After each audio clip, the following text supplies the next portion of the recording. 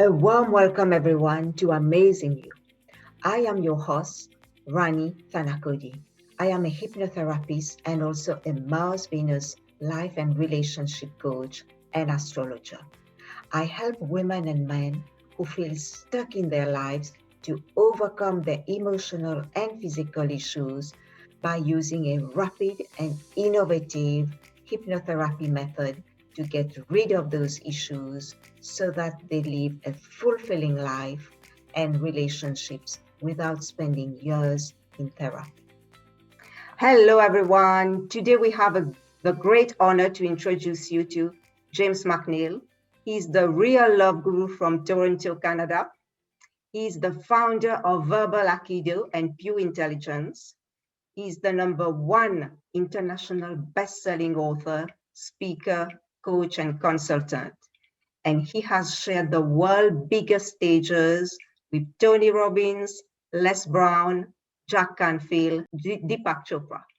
So welcome, James, to Amazing You. Thank you so much, Ronnie. I'm honored. I'm a fan.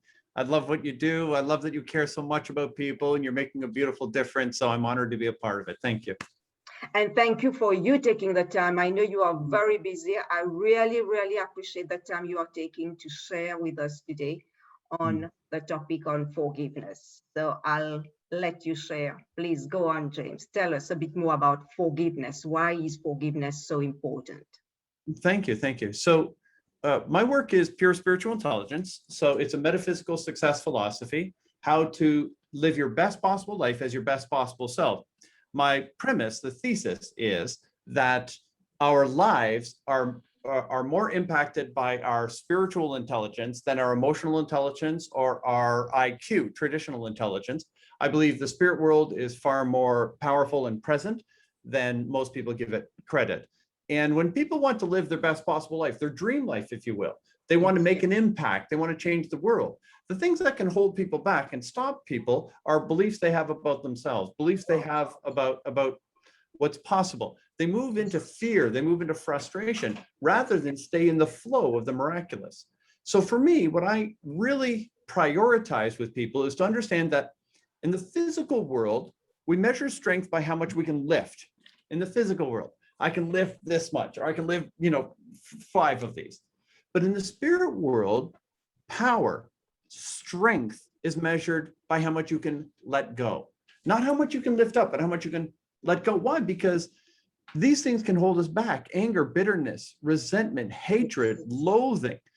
These feelings it's like drinking poison, hoping the other person dies. See, the incident happened. Their error, their sin, no matter how heinous it is, what people have done or not done, what you have done or not done, as you personally say, oh, I bear the weight of the guilt of my sins. Yes. Listen, so do I. I understand that. I'm not sharing from a place of perfection. I'm sharing from a place of spiritual perfection, not physical perfection.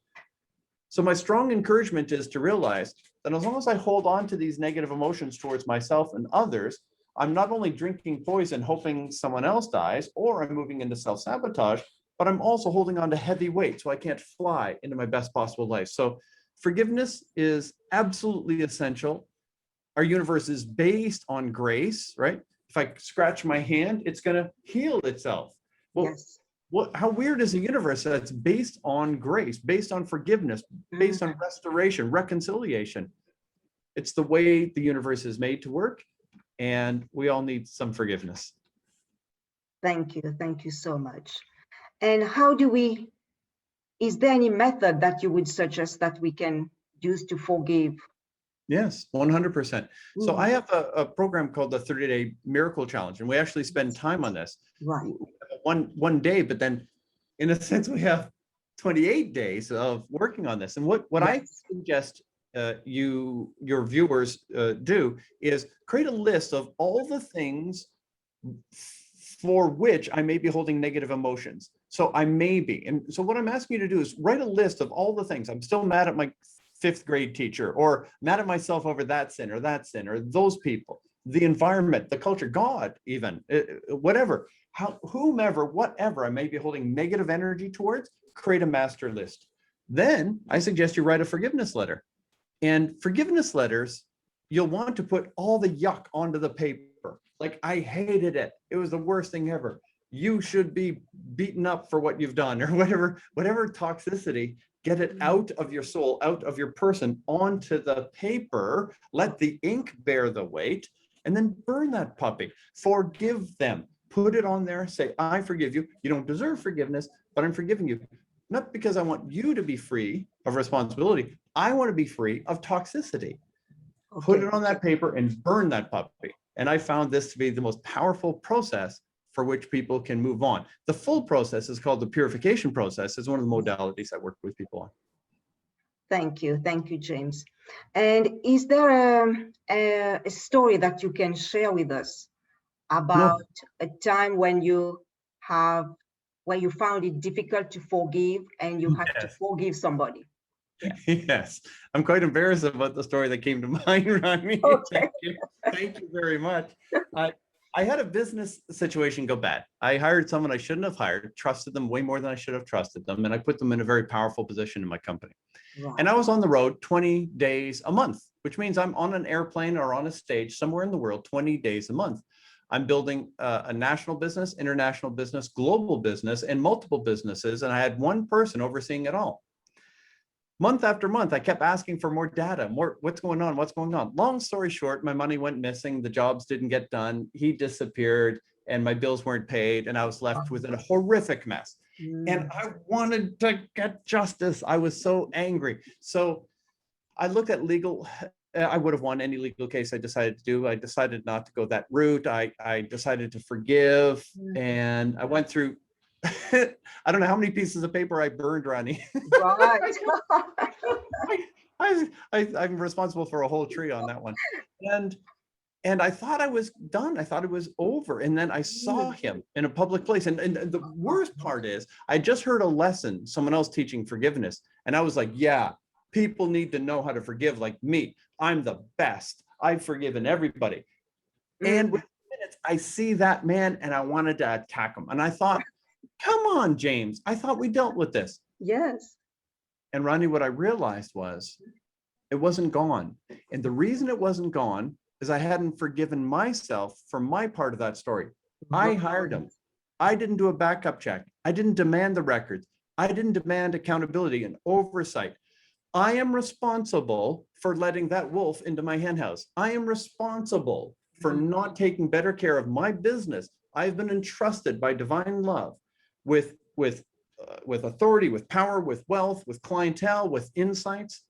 And I allowed someone to come in and rob, steal, and destroy.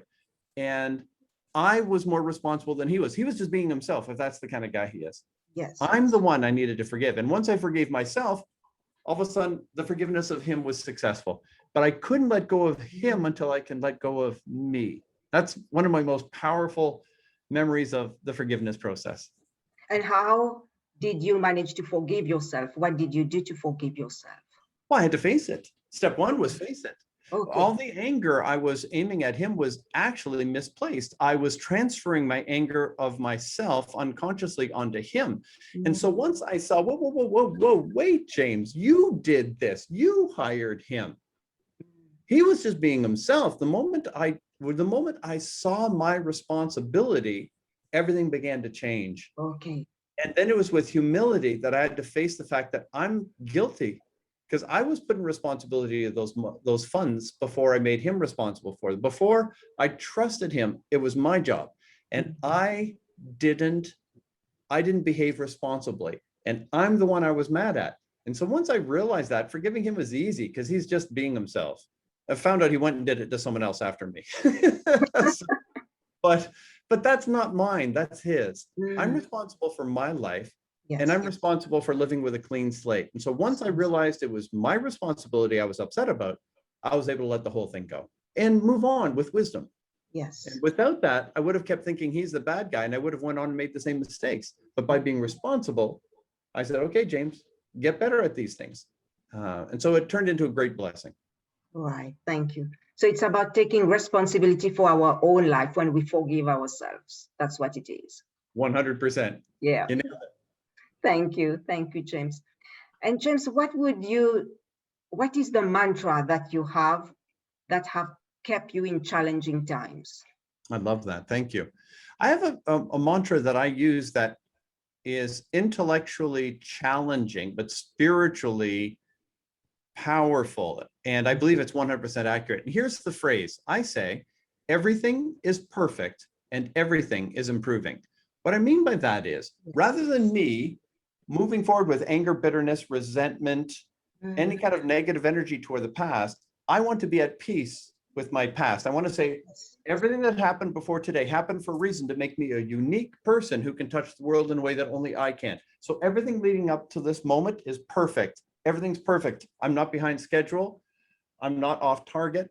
Where I am is where I'm supposed to be. So that moves me from past tense to past peace, from present tense to present peace. And then I move forward with future peace, not future tense, but rather to say, everything's perfect and everything's improving. We're still in this game. So the game isn't over. Yeah, I've had some ups and downs. If you think of a sports analogy, I missed some points, I missed some throws or some hockey shots or whatever the game might be, but the game isn't over. And so everything's perfect then and now, and everything's improving, which means I'm developing. My ability to touch this planet is expanding. And with that one phrase, everything is perfect, everything is improving, I'm able to bring myself back to a peaceful mindset. Thank you, James. And what last final words what words of encouragement would you have today to inspire people who are listening to you? Beautiful, thank you. I encourage three things. Okay. Number one, all three of them are called the Trinity of Love. Right. The Trinity of Love, three. So number one, love vertically. I encourage everyone to come to peace with source energy, source love, God, if you will. If you're open to the idea of divine personhood, I encourage you to come to peace with that divine entity. If you have any doubt about your capacity to do so, just pray to the ceiling about it and say, can I feel peace, right? And I help people through meditation and prayer to find peace now and Zen. So not in past tense or future tense or present tense, but present peace. Come to peace with source energy, source love. Begin a relationship with divine love, the energy that pervades the universe and beyond. Okay, so that's number one. Second, when Jesus was once asked a question about the law and rules and all of that, he said, well, basically there's only one kind of two. He said, love the Lord your God with all your heart, with all your soul, with all your strength, with all your mind, which is the vertical, which I've just discussed. And then he said, love others as you love yourself. So have this love flow to you and through you to be at peace with all people, to say, how can I make this world a better place? How can I best bring love into this moment? So there's the vertical, that's number one. The horizontal, that's number two. But then I want to highlight something. He said, love others as you love yourself, not instead of. Yes. And how I treat me is how I'm telling other people how to treat me. So if I treat myself poorly, if I don't honor my resources, my health, my time, my wealth, if I don't show self-respect, I'm telling people this is how to treat me. People will not treat you better than you treat yourself. You'll never be happier, healthier, wealthier, or more loved than you allow. I encourage you to have vertical love, horizontal love, self-love, and this world will be a better place because you're dialed in and love is flowing through you and making this world a better place. Thank you. Thank you very much, James, for these beautiful words. And can you tell us how can people reach you? And tell us more about your business, what you do. Oh, thank you. Well, I would say the very best thing, and maybe you can provide people this in a chat or something, but the very best thing is to sign up for a free gift from me, a big free gift where you get to learn all about it. And it's at that's G-O James MacNeil, James is J-A-M-E-S, MacNeil, M-A-C-N-E-I-L. So go.jamesmacneil.com. That's all you have to do. If people who are listening to you will simply go there, they can register for a free monstrous gift and all the information will be there. That way they can learn more about pure spiritual intelligence, living their perfect dream life now, as their best possible self, living their best possible life, making this world a better place. And I would be honored if your viewers would do that. Take my gift and get to know me more, get to know my work more through go.jamesmcneil.com, and we'll take it from there. That's a beautiful gift you are giving to everybody. And I really hope everyone listening and watching take the opportunity to go and have a look at your website. Definitely, I have done it, and it's an amazing gift that has changed my life. So I wish everybody to do that. So thank you. Thank you so much, James, for being here today. Thank you for sharing your precious time to all of us. And we wish you a lot of success and blessings to you and to your team. Thank you.